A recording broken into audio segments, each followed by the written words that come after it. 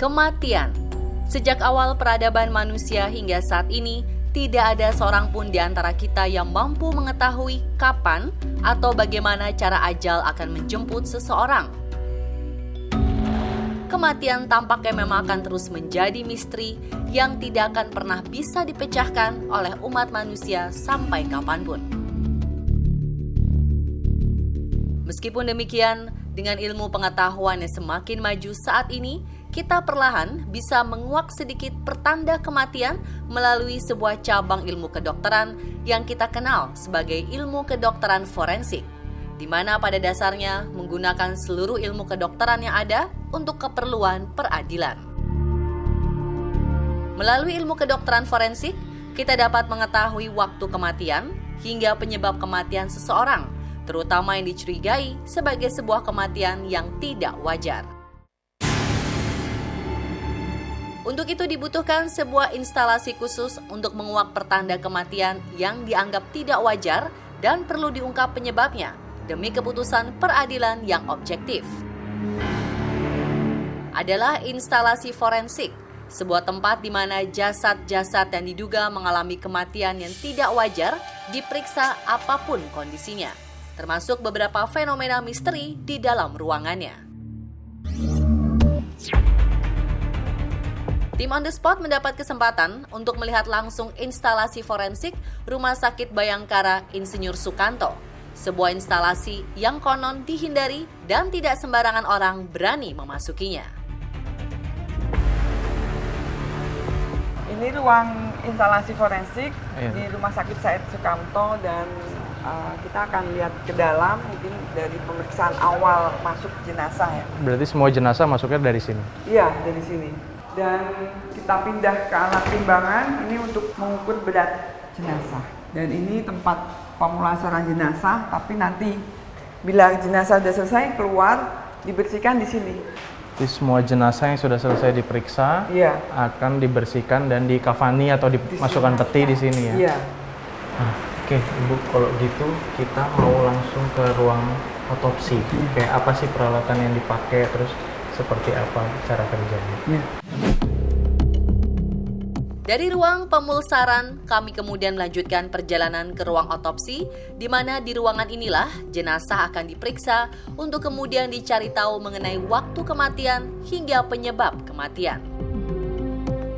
Jadi jenazah setelah masuk ke ruang pemeriksaan, kita letakkan di meja otopsi.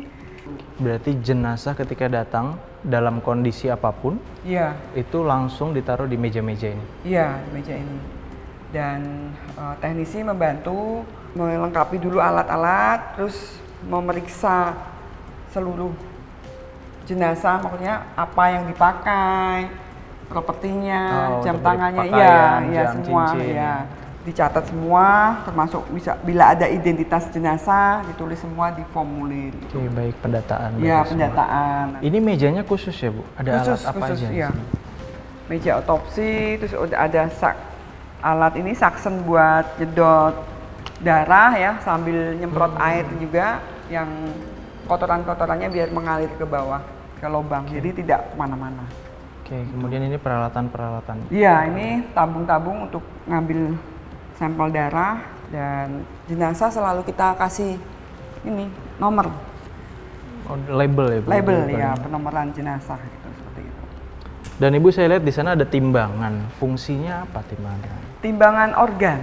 Kita kan kalau otopsi atau periksa dalam, seluruh organ kan diperiksa, terus dilihat bentuknya, warnanya, kelainannya, dan harus tahu beratnya juga untuk mengetahui organ ini normal atau tidak normal, dan bagaimana metabolisme di dalam tubuhnya, aliran oksigennya, CO2-nya, bagaimana organ hatinya kita timbang lagi. Ternyata mungkin dia ada infeksi, kita nggak tahu juga. Berarti semua penyebab itu bisa ditelusuri dari pertama bentuk, warna, dan berat. Makanya sudden death atau mati mendadak itu harus kita periksa semua organnya. Kita nggak tahu betul nggak dia sakit jantung, betul nggak dia stroke, ya kan? Organ otaknya kan kita timbang, atau ada perdarahan di kepala kan harus dibuka seperti itu.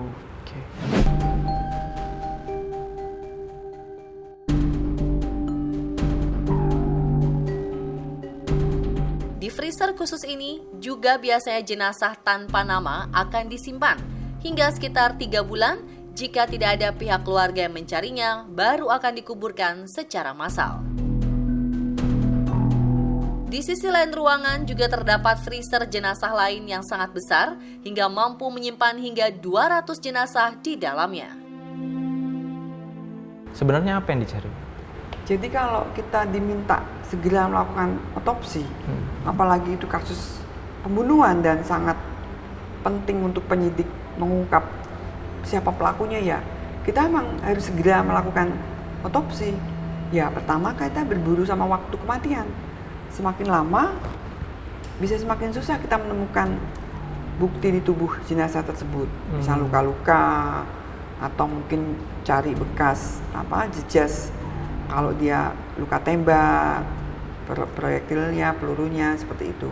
Semakin lama semakin susah.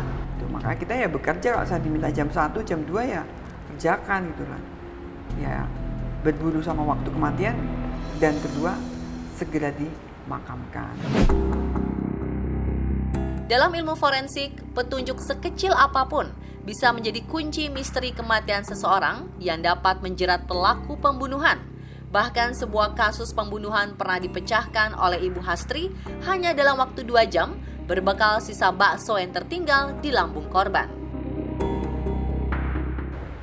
Selain korban bakso itu, dia habis makan bakso, ternyata pelakunya, pacarnya sendiri marah, terus mati, terus tetangganya tahu, tapi pelaku udah nggak ada. Terus kita datang, kita lihat kok masih ada sisa bakso, dan saya bilang ke penyidik, kalau ini pasti habis makan bakso, belum ada 2 jam ini. Ya ternyata ditanya sekitar situ ya penjualnya tahu. Begitu juga waktu anak kecil malahan dikira keracunan, dia makan bakso keracunan di daerah Batang tuh. Ternyata dia tersedak. Karena 3 yang makan kok dia yang meninggal. Diduga keracunan, tukang baksonya udah diamuk masa, ternyata dia tersedak di sini. Jadi accident ya. Gitu. Baksonya 2 masuk ke saluran nafas. Nggak ada yang tahu. Setelah melusuri beberapa bagian instalasi forensik, kami pun melanjutkan perbincangan dengan Ibu Hastri mengenai beberapa pertanyaan yang biasanya ada di masyarakat terkait ilmu forensik dan proses otopsi yang selama ini dianggap tabu dan bahkan cenderung dihindari. Di masyarakat kita juga masih banyak yang melihat forensik atau otopsi khususnya itu sesuatu yang tabu. Jadi ketika ada anggota keluarga yang meninggal diminta forensik sama polisi, keluarga malah nggak mau. Terus ada juga yang mengatakan bahwa nanti organnya dijual lah, apalah. Itu sebenarnya gimana sih sistem kerjanya? Ya kita cuman buka dari leher sampai bawah, terus kita buka kepala, terus kita periksa seluruh organ, kita timbang seperti tadi saya jelaskan, terus kita lihat bila organ ini dianggap memang tidak bagus atau tidak normal, kita ambil sedikit untuk pemeriksaan laboratorium selanjutnya, membuktikan kalau ada tanda-tanda radang atau sakit lain di organ tersebut. Setelah itu kita kembalikan sesuai apa adanya. Jadi dijahit di posisinya masing-masing? Iya, kita kembalikan sesuai apa adanya. Jadi terus kita jahit rapi dari luar, keluarga ya lihat bekas jahitan. Biasanya saya jelaskan seperti itu.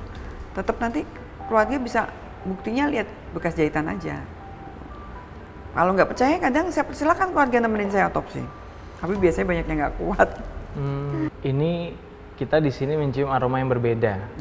Daripada biasa rumah sakit kan agak bau pembersih lantai atau antiseptik. Kalau di sini agak berbeda. Ini sebenarnya bau apa? Ini ya mungkin kalau orang awam ini bau jenazah ya. Kalau saya biasa aja. Ini bau ya karena dibersihkan setiap hari, campur. Ya ini ya beda memang dari bau yang lainnya. Cenderung besar ke bau jenazah gitu kan. Ini kondisinya pemirsa kalau dilihat ini antara asam sedikit, dan basah itu. ada sedikit bau yang unik ya kayak. Bau jenazah tuh sebenarnya seperti ini. Iya. Tapi ya semakin lama ya semakin tidak busuk sekali gitu. Nah, Ibu kan udah sering ya cium bau-bau aroma seperti ini. Itu sering. Kelihatan nggak sih Bu bedanya mana yang baru meninggal, mana yang udah 2 hari, mana yang udah 3 hari, itu baunya kelihatan, saya hafal jadi kadang, oh ini baru meninggal, masih fresh gitu kan. Oh, masih fresh itu seperti apa Bu baunya? Ya tahu dia, oh ya ini baru meninggal. Jadi dari bentuk warna kulit, tubuhnya juga saya tahu, baunya juga. Oh ini keracunan seperti itu. Kalau dibuka, oh ini memang habis minum miras itu. Udah kecium semua. Iya, baunya. atau ini udah agak busuk. Oh ini udah 4 hari gitu. Jadi udah saking biasanya kali ya. Beda ya Bu, mana yang fresh mana Beda. yang Sebagian besar orang menganggap instalasi forensik sebagai sebuah tempat yang menyeramkan karena banyaknya jenazah dengan kematian yang tidak wajar diperiksa di tempat ini. Hal itulah yang kemudian konon membuat para arwah korban tersebut masih seringkali terlihat di sudut-sudut instalasi ini. Mulai dari sosok wanita dengan rambut panjang terjuntai hingga sesosok anak kecil yang seringkali bermain dan berlarian di ruang otopsi. Ibu Hasri sendiri bahkan pernah punya pengalaman dan mendapatkan petunjuk suatu kasus yang sulit dijelaskan oleh akal sehat manusia. Kasus mutilasi yang di Semarang. Oh, ya. Ya, terus yang di sini juga pernah gitu. Ya dia kasih petunjuk aja kalau dia bekerja di pabrik gitu. Terus dia sudah lama pergi dari rumah gitu, seperti itu. Dan pisah sama suaminya. Terus saya lihat dia kan seperti wanita, rambutnya ikal, tinggi, ramping gitu lah. Itu kriteria itu saya kasih ke penyidik dan penyidik lihat di laporan kehilangan. Dalam 2 minggu itu kan, menurut dia kan udah 2 minggu. Ada tuh ternyata, betul. Oh iya. Ya terus ditelusuri, Transmob tuh ngecek ke sana, ternyata betul. Dan saya sampai ke Riau tuh ngambil sampel darah anaknya untuk nyocokin DNA sama korban. Ternyata matching gitu. Jadi anaknya emang diungsikan ke sana dan ya akhirnya terungkap siapa dia dan melalui pelakunya. mimpi atau gimana? Mimpi itu mimpi. Mimpi saya bicara dimimpikan. langsung sama ibu. Iya dimimpikan kalau dia ngobrol sama saya kalau dia itu seorang maksudnya perempuan kerja di sana gitu. Udah 2 minggu pergi dari rumah. Nah kan saya ingat langsung saya kasih penyidik kriterianya, oh perempuan segini gitu usia. Ternyata ya ada yang laporan kehilangan 2 minggu itu. Dan pemirsa, demikian penelusuran tim on the spot mengenai tugas tim forensik dan ruang instalasi forensik Polri dalam memecahkan sebuah kasus. Saksikan terus on the spot hanya di Trans 7.